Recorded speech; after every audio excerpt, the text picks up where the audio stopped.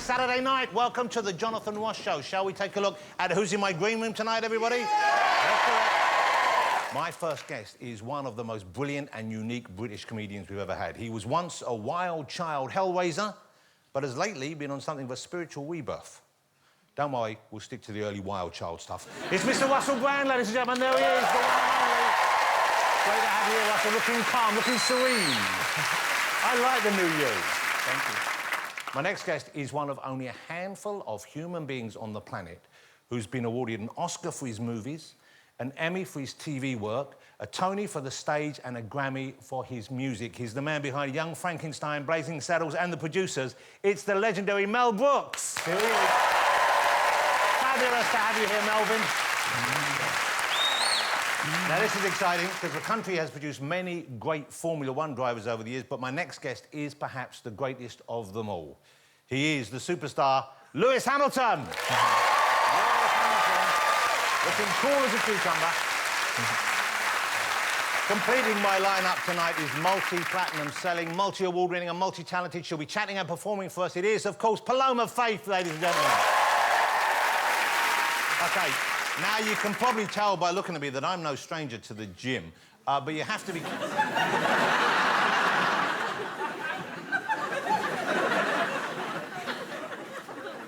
I'll be honest, I'm quite upset now. But you have to be careful when you're working out, as it's very easy to get trapped by or in the equipment, which is why when I'm bench pressing over 250 Ks, I always have someone spotting me. So I was shocked to hear the news this week about one over-enthusiastic gym goer in Germany because they had to call police and firefighters to the gym where he was after he got stuck in a dumbbell. A certain part of his body got stuck in the dumbbell. Here's the kind of dumbbell we're talking about. You can guess what part of the body I'm talking about. It wasn't his elbow. OK. Lewis, I imagine that's what you call an unusual pole position, isn't it? Well, a whole new meaning to the phrase pumping iron. So... rescuers took 3 hours to get him out from the weight, while the other gym members were working out around him, specifically working out why he put his penis into a dumbbell. And if you're wondering what the dumbbell looked like afterwards, here it is. That's what they had to do, right? And if you're wondering what his penis looked like afterwards, then maybe you should think about what you're doing with your life, OK? Hey, shall we get my first guest out, ladies and gentlemen? Why don't we? He's a man of many talents. It is the fabulous Russell Brand.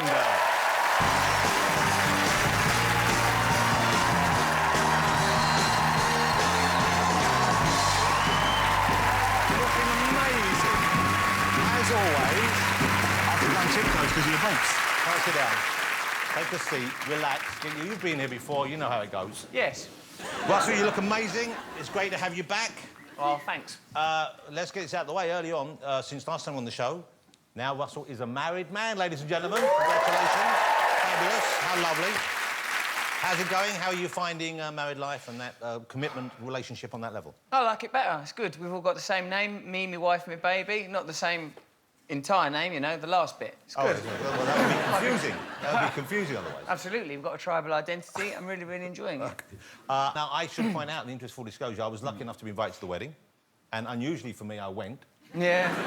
It done a number on me because the problem is that a wedding it's a ritual, isn't it? It's a ceremony. I've got my imagination gets carried away with me. So if you tell me I'm going to a ritual, a ceremony about bonding, about making vows and oaths before God, it gets right in my head. I was terrified the night before and it put me off. Wow. But you overcome that. You overcame it and you found yourself comfortable within the ceremony, or did you find it at the time? Did you think, this is strange that I have to go through what is, in a way, a social construct to show others my bonding with this other human being? No, because I don't think it is a social construct. Where do societies and constructions come from? Every society in the world has marriage. Look at what's happening now with people fighting for the rights for people of same gender to have the right to marry. It's because it does mean something, some union. Not everything can be understood by rational materialism. Not everything can be weighed and measured and bought and sold. There are hidden energies. There are glories. There are gods, spacemen, heaven, hell, demons, deities, all among us, Jonathan. It's impressive to see. Yeah. So it's ever so lovely to get married. I really, really loved it. And I don't think of it as a social construct. I think of it as a really, really lovely thing. But, like, I did have to keep looking over at the in-laws, sort of, sorry. Yeah. I do that a lot. But, you know, you are not being forced into something, you're doing it through choice, and they must respect and understand that and value that, I'm sure. It's just difficult, because the last time I got into a farrago with a paparazzi, he was troubling me. I was just trying to have a row, you see. I was on water, don't panic, I've not gone that mad.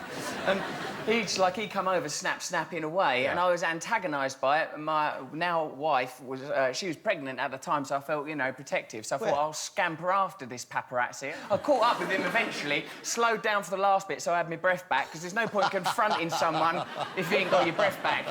No one's intimidated by a wheezing assailant. No, that doesn't have any impact. You, sir!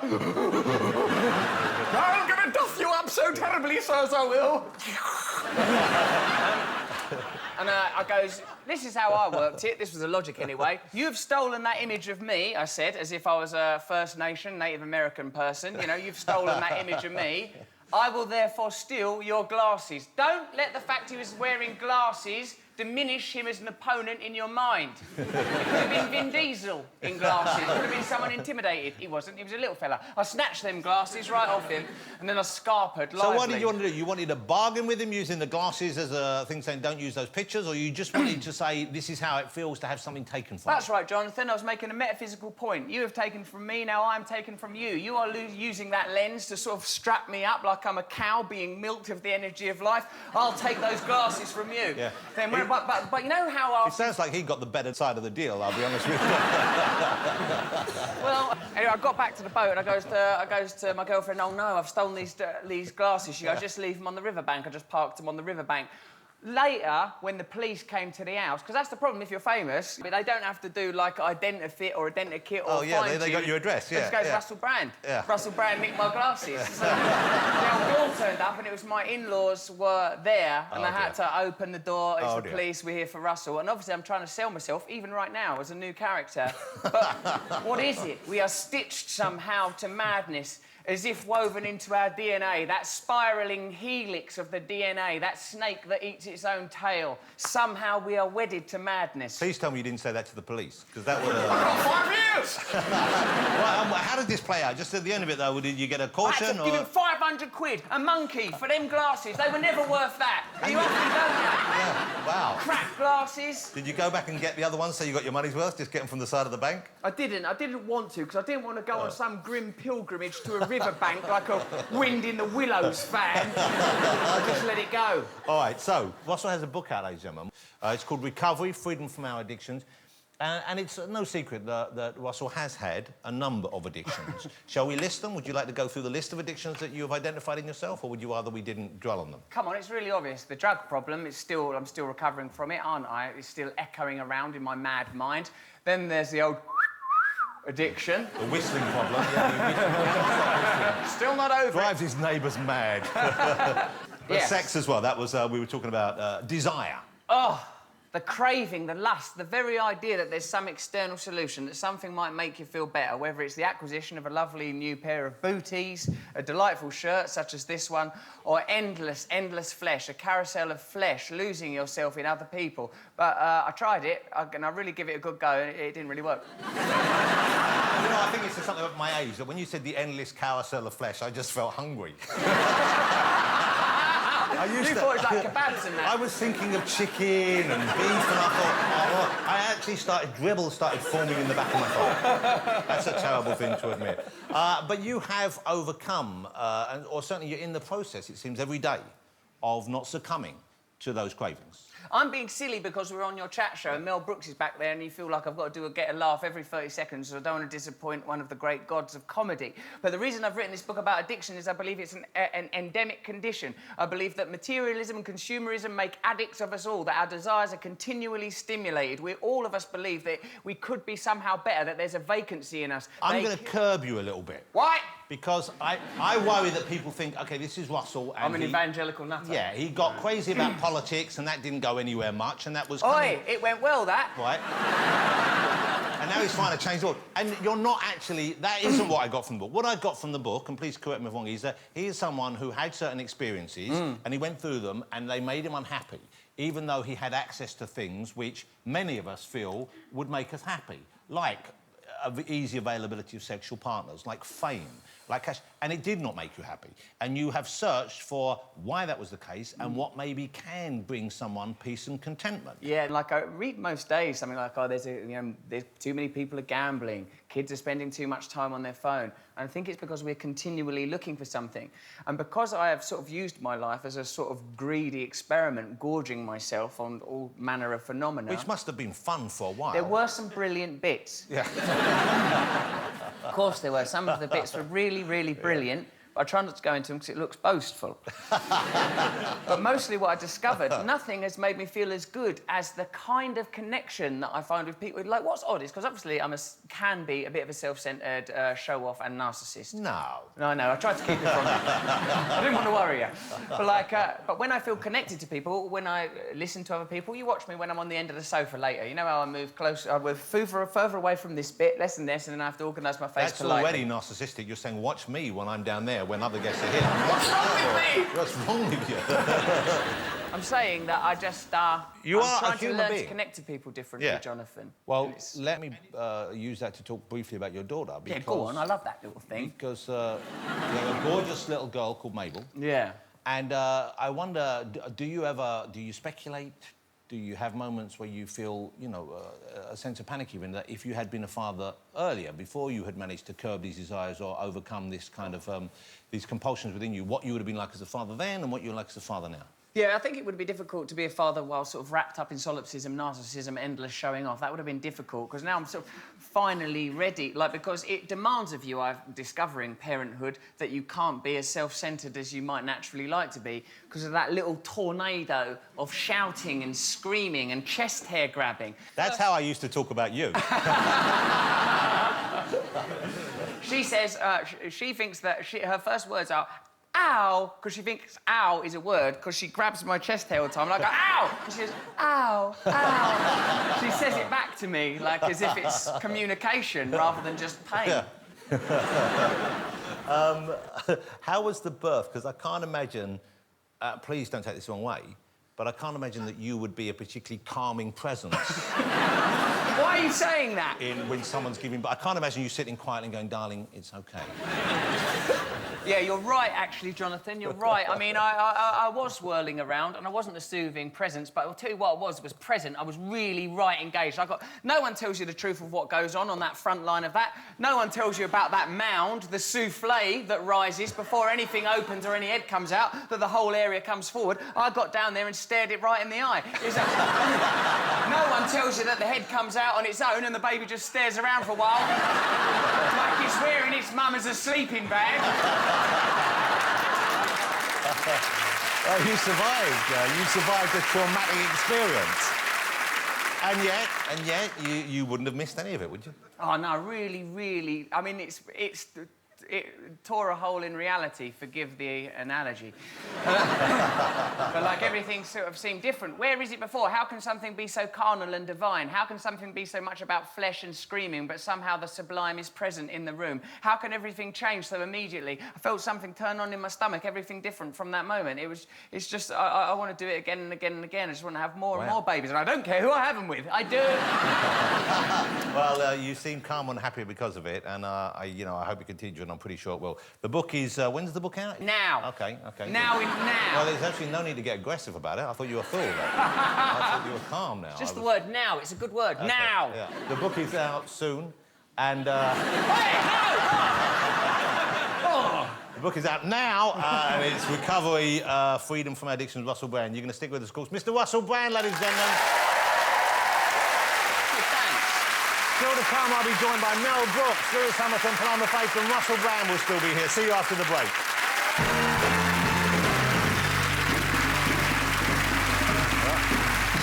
Welcome back, ladies and gentlemen. Let's get my next guest right out here. He is the writer, the director, and the star of some of the greatest comedy films of all time. Let's remind ourselves of one of his great movies. This is Young Frankenstein. Look at this. It seems louder over here. Hand me that candle, will you?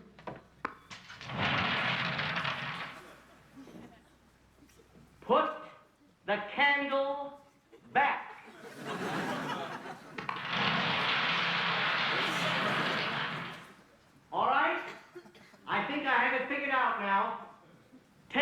candle, and I'll block the bookcase with my body.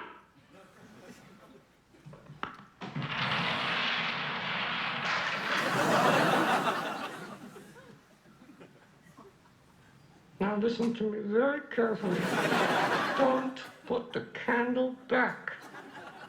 With all of your might, shove against the other side of the bookcase. Is that perfectly clear? I think so.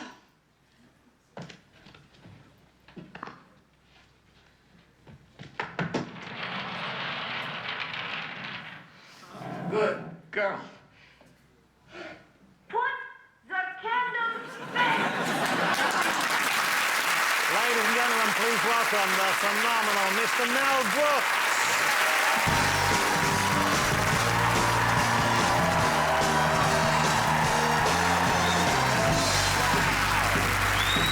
Come on out. That's easy.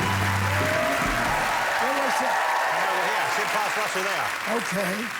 Get yourself comfortable. You were very good. You were surprisingly good.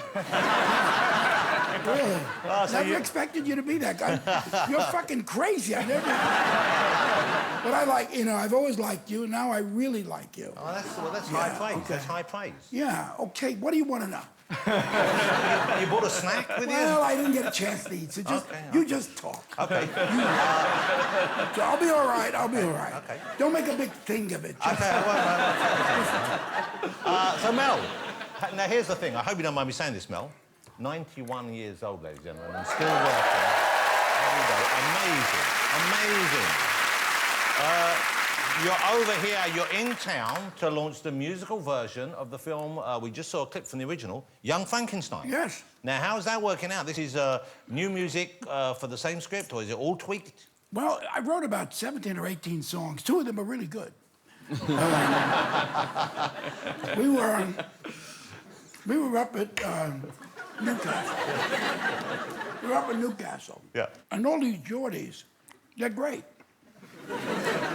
They don't know better. They stand up in the middle of a number. You gotta wait till the show's over. But when they like something, they just stand up. Yeah. And they stood up a lot, thank God.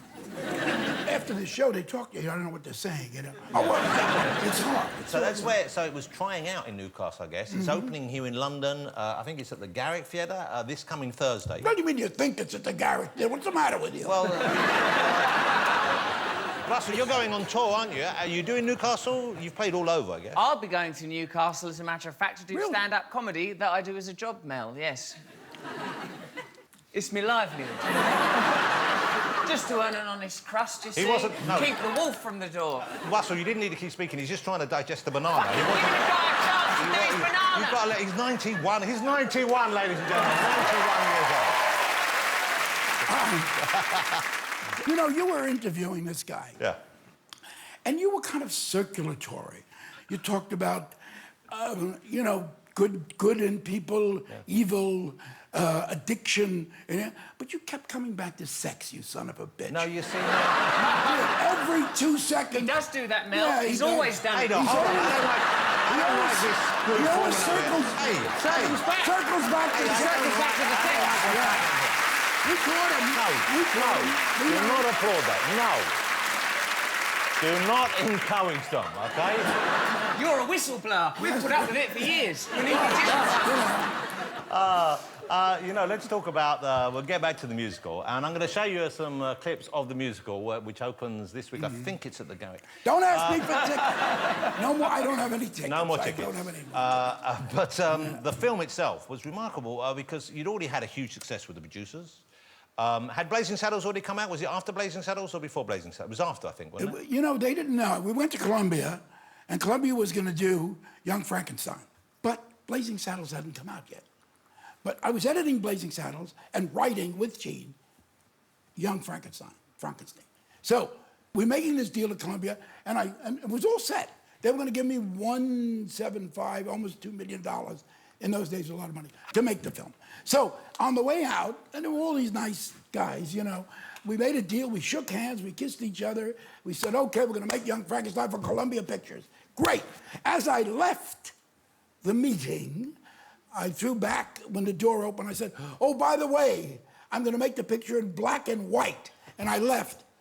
I heard a herd of thundering Jews after me in the hallway. No, Peru just got color. Peru just... No, black and white. No, we can't. No, it's a deal breaker. And so Gene and I said, then we break the deal, and we did. So you stuck with your vision? No, it was, a salute to Mary Shelley, to James Whale. Yeah, the original. To Universal, to 1931, to those gorgeous black and white horror films that James Whale... Mel, I've got to ask you, because you worked with Gene on The Producers, Blazing Saddles, of course, and I was lucky enough to meet him just once, very briefly, but he was a star who I just could not get enough of. He was an amazing actor, just wonderful on screen. I mean, and unique, very much just his own performer. Yeah. You were pretty close. You knew him for quite a while. I knew him very well. One day, Marty Feldman, God bless him, Marty Feldman came to me and said, "We're in trouble, Mel." I said, "What do you mean? What are you talking about?" He said, "Gene's gone handsome." Which meant, that he's going to be a leading man. He's no longer going to be a comic. I said, but he can't help it.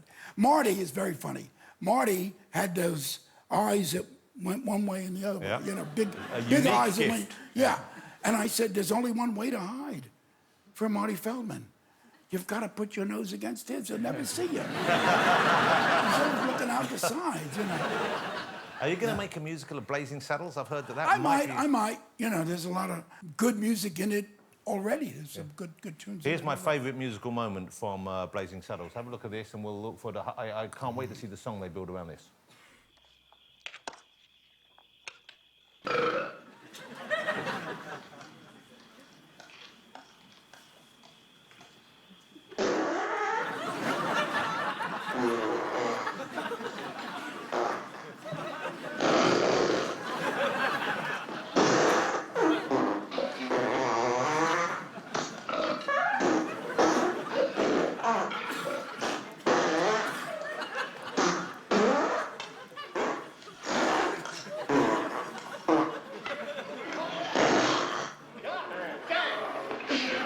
How about corned beans, Mr. Taggart? I'd say you've had enough. Amazing Blazing Saddles. I just confess. Allow me to confess. Nobody actually broke wind in this. Nobody. We did things in the cutting room with soap and under our arms. However, I will fess up. I will admit that when you hear the high ones, it's me.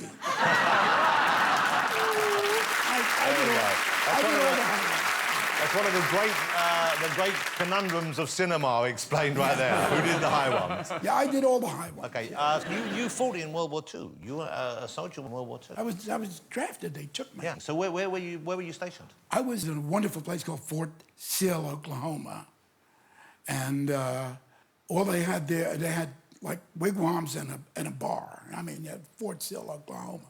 Nothing to do.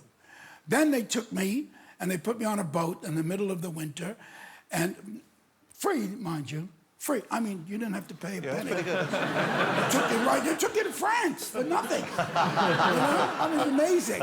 And we got off of France, and then we got onto a truck, and then we went to Germany. And one day, there was a stream or a creek, and we were building a Bailey Bridge. A Bailey Bridge is like an erector set. You build it on one side, you cantilever it against, you drop it on the other side, and a Sherman tank can actually go over it. I mean, it's made of steel.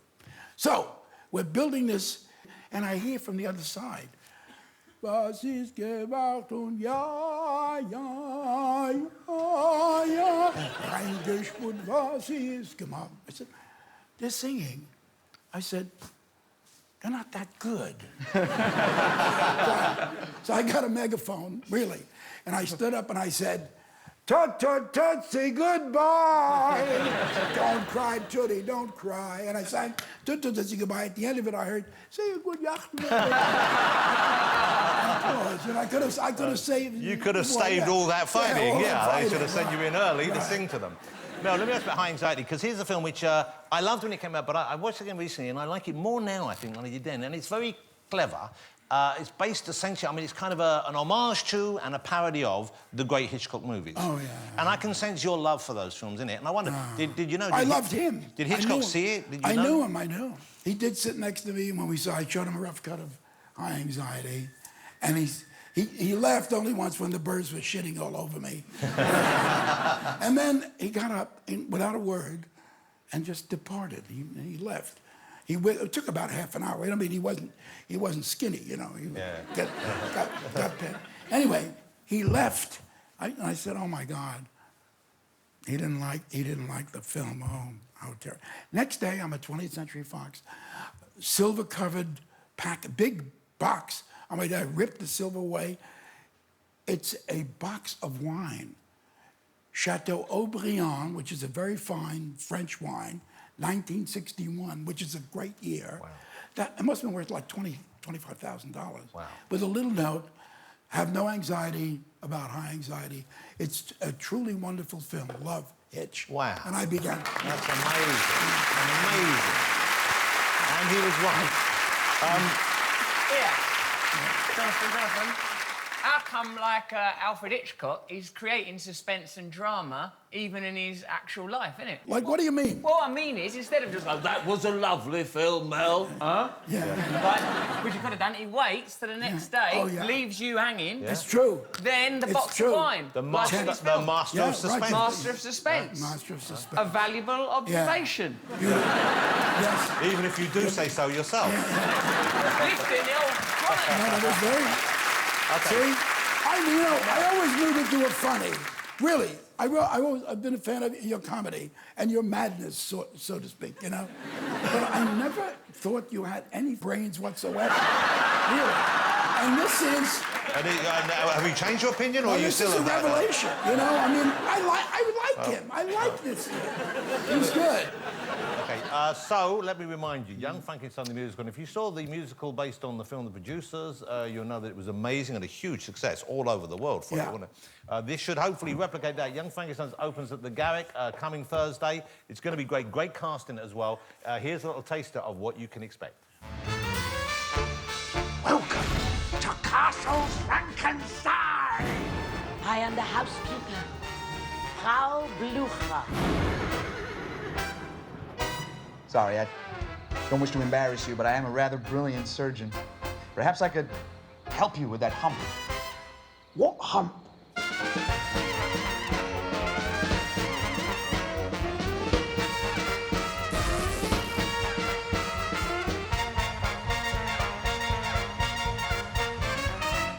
He's alive!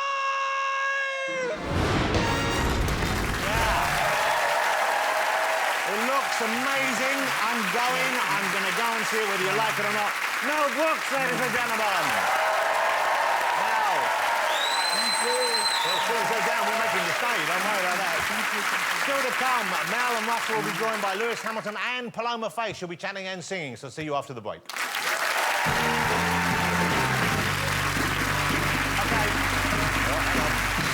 Welcome back. Let's get my next guest out. He's on the verge of becoming the greatest British Formula One driver of all time. The amazing Lewis Hamilton. Come on out, Lewis.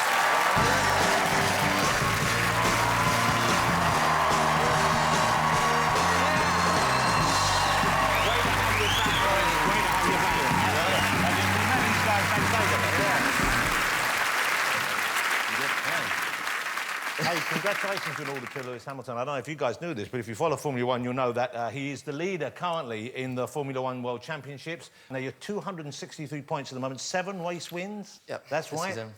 You won your last one just a few days ago, didn't you, in Singapore? Wow. Amazing Grand Prix. So are you still on a high from that? Do you get, or is it all reserved until the very end when you know whether you come out on top? Not really. I mean, you're always on a high. I mean, it's the greatest job in the world for me, I feel. Dangerous, isn't it? It's a Well, bit I dangerous. like dangerous things, so... Wow. I mean, Firstly, guys, I gotta say, I'm honored to be on stage. I mean, this guy is Lewis, incredible. they should pay you more, and you should get another pair of pants. But otherwise, I might have to... You can manage me. you would think he could afford to cover all the leg, Yeah. wouldn't you? Yeah. Oh, yeah, that's what I you're like saying. my knees, man. I like my knees. Then let's talk about this Singapore Grand Prix, because this was, well, you can maybe talk to, you started in the 5th position. Yeah. Right? That's where you are before the race starts. And often in Formula One, where you start, that's where you finish. Yeah. You know, it's very hard. I mean, it's very hard to get up through those, isn't it? You've got to go. And yet, and especially on that track, as I understand it, that's a tough track Yeah, to it's overtake one of the people. tough. It's a street circuit, so one of Okay. the toughest tracks to overtake. And that's kind of one of the criticisms people sometimes level at Formula One, isn't it? They say, you know, so you're in first place. Even I criticise it. Well, you've had a lot of races where you start in first and you finish in Finish first. first, yeah. And so it's like, well, why bother watching? You know what I mean? Yeah. It's like...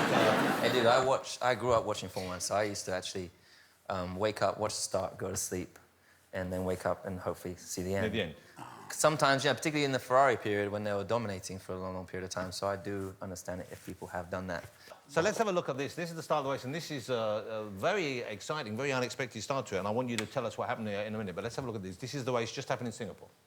And it's lights out, away we go. Verstappen gets an excellent start. Sebastian Vettel will need to cover him off. Kimi Räikkönen on the inside, and he's crashed with Verstappen. He's hit Vettel as well. Räikkönen is out before the first corner, and he's gone into the Red Bull there as well. Carnage as Fernando Alonso gets involved. This is what it looks like now from Verstappen's cockpit. Vettel's coming over. There's just no room for him at all. Got damage, got damage. Oh. Yeah. Räikkönen and Verstappen. Yes, Vettel going backwards. He is off and looks to be out of it too. He's reversing round turn 5. The dream for Lewis Hamilton, though, is that carnage has left him in the lead of this race. Wow. Wow, so that's right at the beginning of the race. So you then suddenly you're in first position. No. I bet you could not believe your luck. No, I really could not believe it. I said the day before I needed a miracle, really, because, as I said, it's in the dry, it's very hard to overtake. Yeah. But in Singapore, it always says it's going to be raining, but it never does, particularly in the evening. So it's the first time in 10 years that it's rained. And you like wet weather conditions, don't you? I do, because it spices things up and it makes it a lot more of a lottery. Yeah. And that's, like, really my strength in the rain, so... When you're about to drive, and I have some experience of this, you rev up... Well, because I play a game called Mario Kart. Before you start, you rev it up, but you have to do it not too much, or else you burns out, doesn't it? Have you done that on Mario Kart, where you don't get the extra... Yeah, I still play Mario Kart today. Yeah. Which cell do you like to drop behind you, red or green? The red one. Of course it's the red one! But you know, the red one doesn't go backwards, it goes forwards. You can send it backwards if you press the controller down. Damn it, that's where I missed it. I wish I hadn't told you that, 'cause I was just about to challenge you to a match. Yeah, heard that. Well, I feel we've done all we can with this interview. Now we've discussed that. OK, so let me get the facts right. You're now 28 points ahead of Sebastian Vettel. Yeah. He's your closest rival. There's no love lost between the two of you, it seems. No, not really. I mean, ultimately, I think it's important to respect the people that you're competing with. And, you know, he's an incredible athlete and truly one of the best drivers we've seen in the sport. So, but it is great to have seen some of the weaknesses come through this year, and I'm grateful for the one of recent. Yeah. And so you're there to win no matter what. I mean, not no matter what, but I mean, you know, you. No, I want to win because you want to win because you're the best. You've worked hardest to do so. So that's the goal. So who do you see as the main threat to your? Sebastian. So it is Sebastian. Yeah. Now, who's the new guy on your team? Who's the guy you're racing with? Valtteri, Finnish guy. Now he's on your team, and correct me if I'm wrong, but you don't even seem to like him. What do you mean? I'll be honest with you, that body language is tense. I mean, that is awkward. Well, it's an unusual scenario in Formula One because you're in a team and you're supposed to be teammates. However, there's two championships. So there's one championship of the drivers won, you want to win, and the other guy wants to stab you in the back if anything. So you're working together and you're working against each other. So you're in conflict a lot of the time, but as long as you keep a respect... Sounds like Hollywood. As long as you have respect, it's good, you know, and he wants to win the right way and vice versa, so that's why we get on as well as we do. Yeah. Who is I don't know what the technical term in Formula One is, but who is the biggest arsehole? I think that's the phrase. That's a good question. There's so many, he can't even choose one. Very good. There's quite a few. Who would you say? You watch, don't you? Occasionally? Oh, I would say... Probably a German. Yeah. There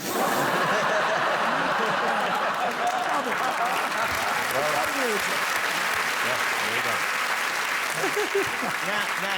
Now, here's something I don't get to say often enough. you have a very strong neck.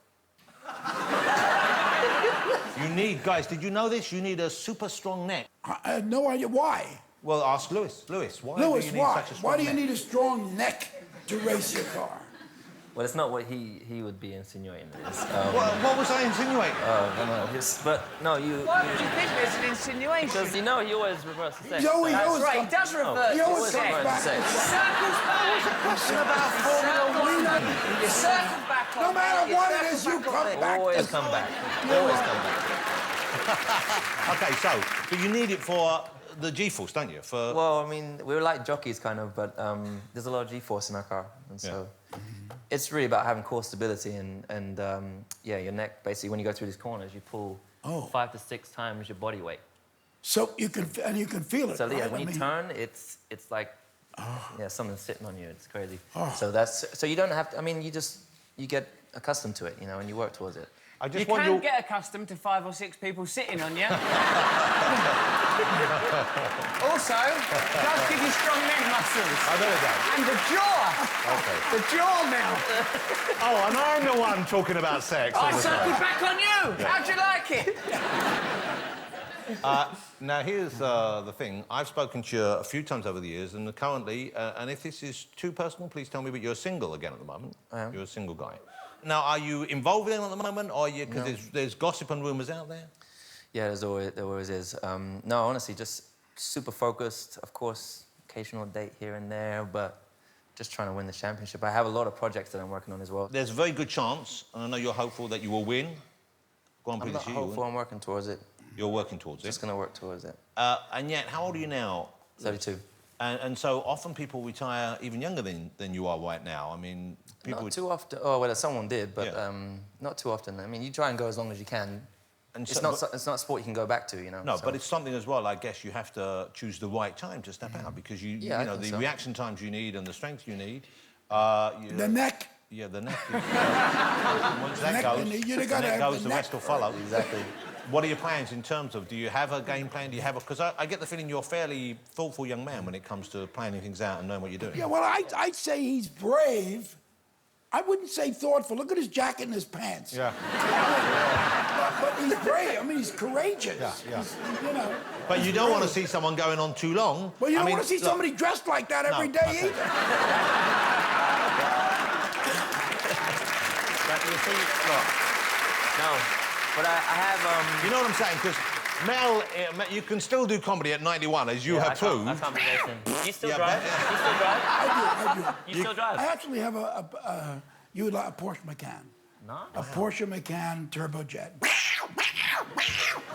Hold on a second. Where do you live? I live in California. Okay, I'm never driving there again. Yeah. He's on the road. No, but I do.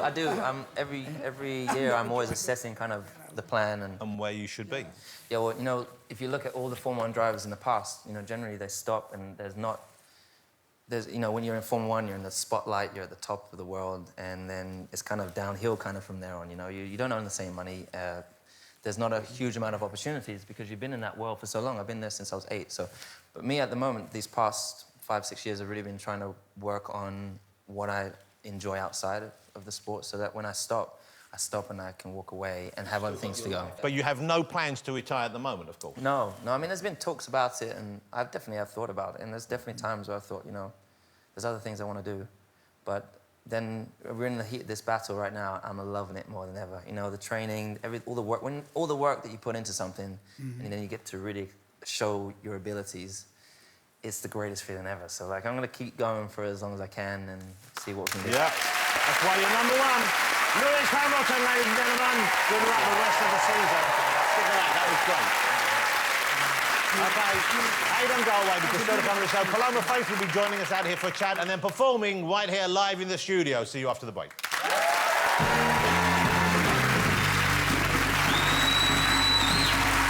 Well, welcome back to the show. Let's get my next guest out, ladies and gentlemen. Here she is, it's Paloma Faith.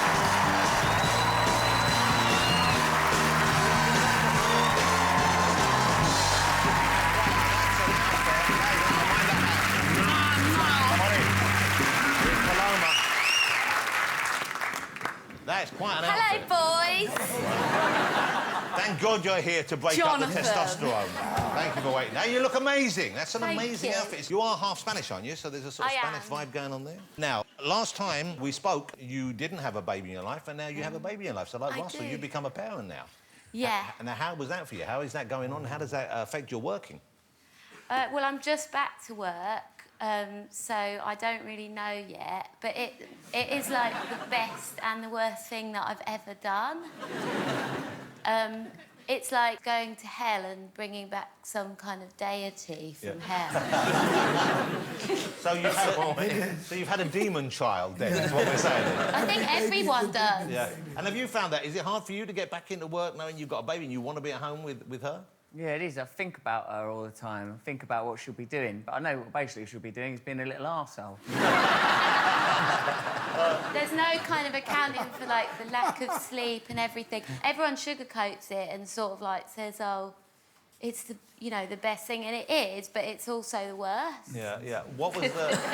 Are we talking specifically about the process of giving birth, or are we talking about the period afterwards? I mean, how was the... Did you go for a natural birth, or did you have the full... I did the whole, like, I'm going to do hypnobirthing, no drugs, be like this perfect earth mother, and then everything that could go wrong went wrong, and I had all the drugs imaginable, and 20 hours of labour, an emergency caesarean and a premature baby.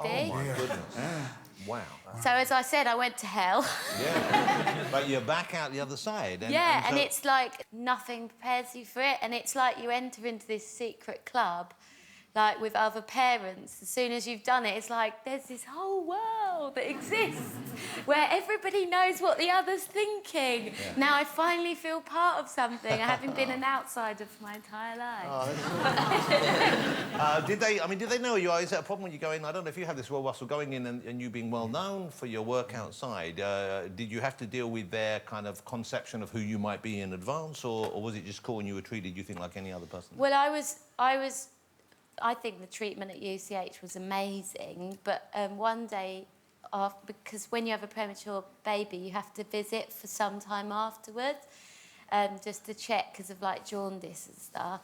And one day I went for, like, an appointment, and the nurse said to me, "You look like a chubbier Paloma Faye." And I was like, people say that a lot. And she goes, "Yeah, it's uncanny, but like a bigger version." And I was just like, oh. No, your youngest is 45, I think, isn't he? 45. And Max Brooks, Zombie Survival Guide, World War Z. Very successful. He's an author. There he is. There's Max Brooks. A good-looking young man. Yeah, he is. And he made a good-looking grandson for me. Yeah. Oh, you know, and I hope that kid works, too. I mean, he's the only... I mean, I have a lot of kids, but he... I can always hit him for a 20. I mean, he's doing well. OK, so the new album, let's talk about that then. There's one of the tracks on it, and the track you're going to perform this evening is Cry Baby. Now, that's not literally about baby crying. That's more about crying in society, is that right? And men not crying, am I right in thinking that? So, yeah, so I've written this album, which is appropriately named The Architect, because I did it while I was... pregnant, and also because I wrote a song called The Architect that was basically a heartbreak song of the world singing to humanity and saying, like, I've given you everything and it wasn't enough. Like, why can't you be satisfied, pretty much? Russell? And, it's basically a sort of ode to the male leaders of the world to say that it's OK for you to be emotional and to feel and to empathise and understand people. Some of them aren't waiting for permission. I think some of them are, Is your baby on the record? No, I was thinking about doing that because as I was recording, I was, like, pumping breast milk. And the producer, Star Smith, that I was working with at the time, was like, should we sample that? Because it's so familiar. It's just like this... But yeah, so... I really just want to say how much I hate pumping breast milk. And I'm so glad that I'm not doing that anymore. Just for all the people who've We're done all it. glad you're not doing it anymore. Do you know what? It is absolutely delicious. I know. Isn't it? Did you try it? No. The poor people He'll tell you. I've sampled different vintages. It was a good year. That's funny. I'm gonna... Okay, so you're on tour. You're going to be touring for March of next year, is that I right? am. Now, will you take the baby with you, or will you... I think I've got no choice. Like, yeah.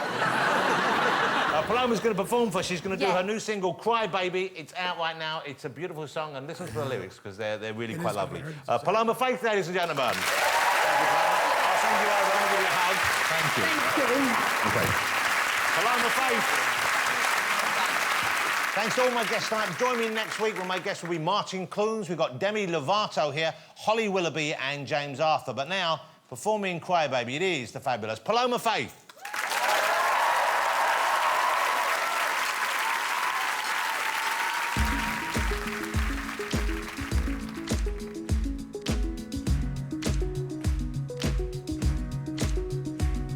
Oh, it's okay to be a little broken and be, but I'm alright with that. You're with me, relax, and you call it weak.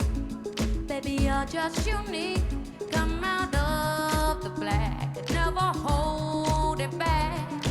You got such sad eyes, turn blue to gray.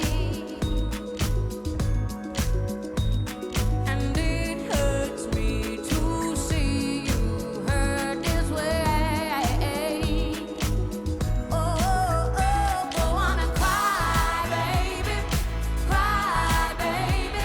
'Cause you don't have to keep it inside. Just cry, just cry. Go on and cry, baby. Cry, baby. Just cry. You keep coming on drunk, and I don't know what's up. You can talk to me, spare those whiskey dreams. Don't have to man up, that phrase kinda sucks. Let yourself be free and open up to me. Go on and cry, baby. Cry, baby. 'Cause you don't have to keep it inside. Just cry, just cry. Go on and cry, baby. Cry, baby. And there's no reason you got to hide. Just cry. Real man shows his feelings. Tears they can be healing. And I can be your savior tonight. So go on and cry, baby. Cry, baby. Just cry. Nothing's the end of the world. Spinning and spinning is gonna be alright. One day you'll look back and know it wasn't worth all the heartache. This could be the making of you. So let it all out, let it fall down, yeah. Let me see you cry, let me see you cry. Go on and cry, baby. Cry, baby. And there's no reason you got to hide. Real man shows his feelings. Tears they can be healing. And I can be your savior tonight. So go on and cry, baby. Cry, baby. Just cry. Oh, just cry. The fabulous Paloma Faith.